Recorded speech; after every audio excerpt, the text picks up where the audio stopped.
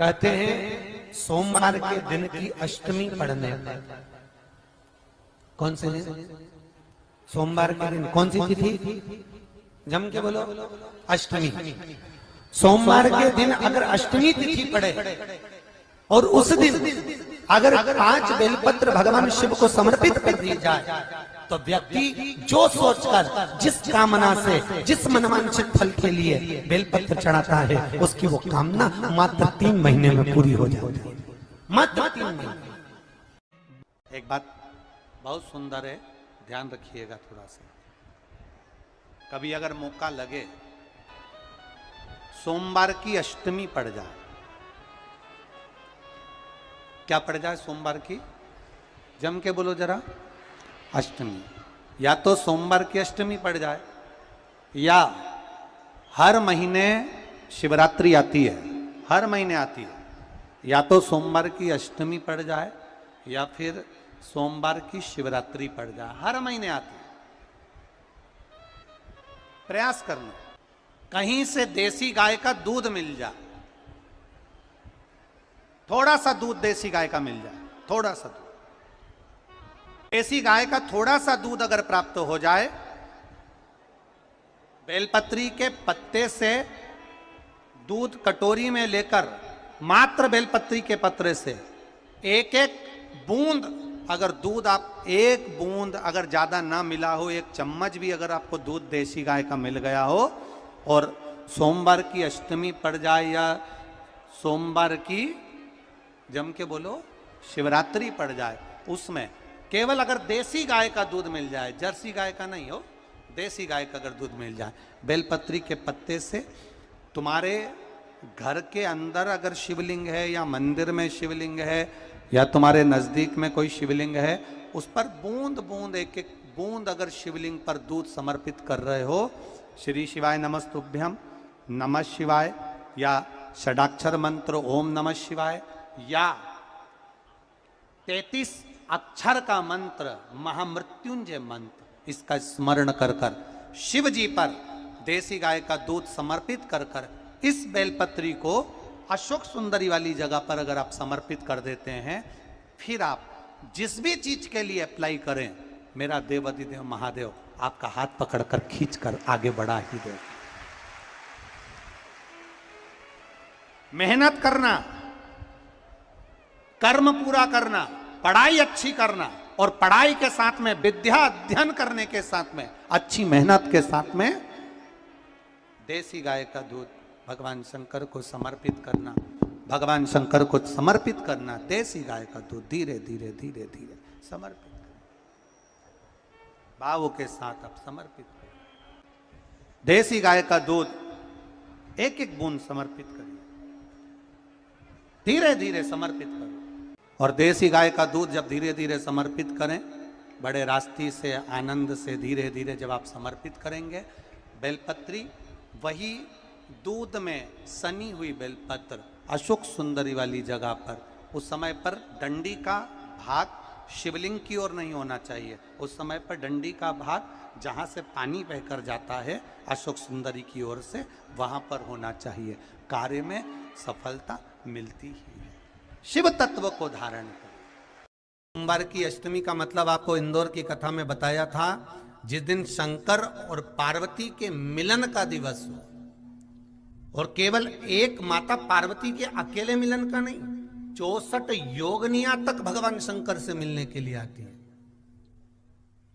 पीला चंदन लगा लेना। कितना लगाना है?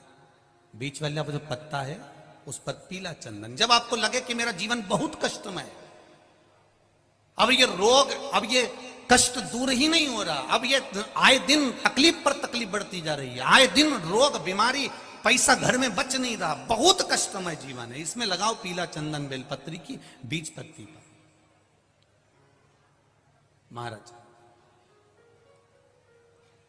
और बीज पत्ती पर जब चंदन लग जाए, लगने के बाद में ये दोनों पत्ती पर लाल चंदन लगा लीजिए।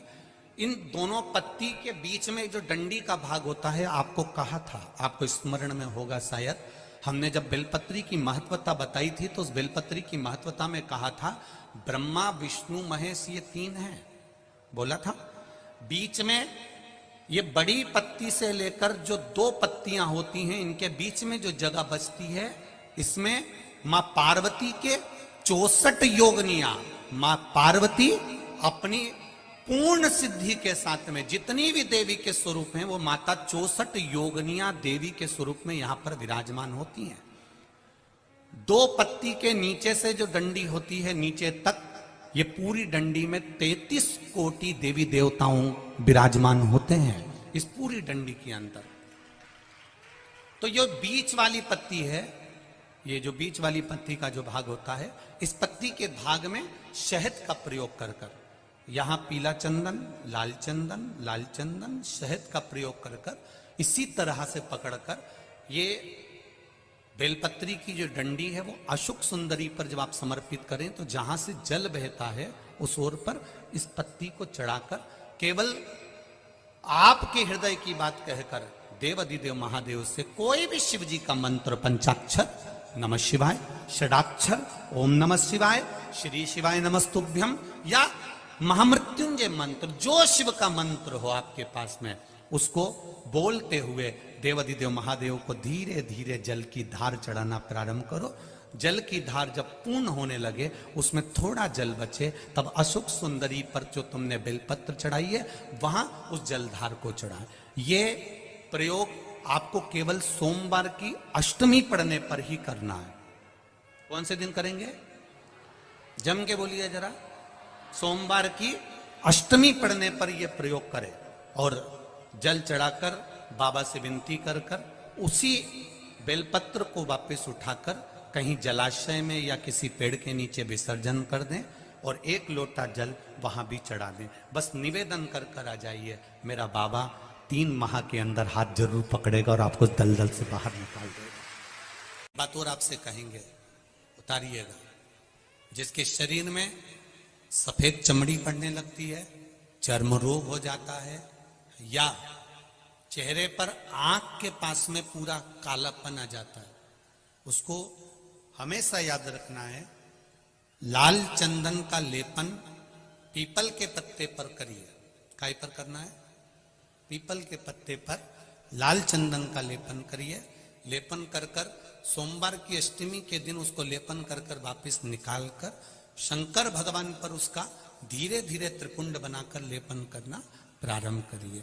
जब आप त्रिपुंड बनाकर लेपन करना प्रारंभ करें, उसके बाद उस चंदन को जो सोमवार की अष्टमी है तब निकाल कर लिया है और निकाल कर लाकर उसको डब्बी में रख लें। उस चंदन का प्रयोग चर्म रोग के स्थान पर थोड़ी थोड़ी मात्रा में करना प्रारंभ करें, पानी के साथ मिलाकर। परंतु उस चंदन को केवल 6 से 7 दिन में प्रयोग करिएगा, ज्यादा नहीं। धीरे धीरे चमड़ी, परंतु उसको सोमवार की अष्टमी के दिन सिद्ध कर कर बनाना है। उसको सोमवार की अष्टमी के दिन चढ़ाना है श्री शिवाय नमस्तुभ्यम या ओम नमः शिवाय या पंचाक्षर मंत्र या महामृत्युंजय मंत्र, जो आपको आता हो, शिव जी का जो नाम आपको याद हो उसको बोलकर चढ़ा दो। उसको लिया, फिर उसको अपने शरीर पर लगाना प्रारंभ करो। उसका फल आपको 15 दिन के अंदर धीरे धीरे धीरे धीरे प्राप्त होना प्रारंभ हो। लाल चंदन का प्रयोग शिव जी के लिए अवश्य। सोमवार के अष्टमी के दिन अशोक सुंदरी वाली जगह, सबको मालूम है ना अशोक सुंदरी की जगह, अशोक सुंदरी वाली जगह पर 7 हल्दी की बिंदी रख दी जाए। लड़का लड़की जिसका विवाह नहीं हुआ उसका हाथ रख दिया जाए और वही हाथ के छापे पीपल के वृक्ष पर 5 लगा दिए जाएं। महाराज 3 महीने में उसका विवाह पक्का हो जाता है। सोमवार की अष्टमी का इतना भाव है महाराज, सहज नहीं है सोमवार की अष्टमी। शिव और आद्य शक्ति का मिलन है सोमवार की अष्टमी। भगवान शंकर और पार्वती का मिलन। ऐसी कौन सी कामना है जो शिव पूर्ण नहीं करते? बस आपका विश्वास, आप उस पर भरोसा करना तो पूर्ण करना, पूर्ण भरोसा। एक नारी की जिंदगी में जब कोई विषम परिस्थिति आ जाती है और उसकी आंख के आंसू जब सूखते नहीं हैं, बड़ी दुखी होकर वो अपने घर में रहती, कहीं पति मदिरा में डूबा है, परिवार के लोग अपशब्द कर रहे हैं, ताने दे रहे हैं, गालियां दे रहे हैं, और वो सोच कर बैठी अब जिंदगी नहीं चाहिए, भगवान तू ये जीवन अब मत देना। जिसकी बहुत गति बिगड़े किसी नारी की जिंदगी जब इस तरह से जी रही होती है, शिव पुराण कहती है केवल एक चावल का दाना, एक अक्षत एक बेलपत्र और एक पुष्प की, लाल पुष्प की पंखड़ी, जो सोमवार की अष्टमी के दिन मां मालिनी के नाम से, मां गौरा के नाम से, आदिशक्ति के नाम से, 3 नामों का स्मरण कर कर मालिनी, मां गौरा, आदिशक्ति का स्मरण कर कर जो अशोक सुंदरी वाली जगह पर समर्पित कर देती है नारी, उसकी जिंदगी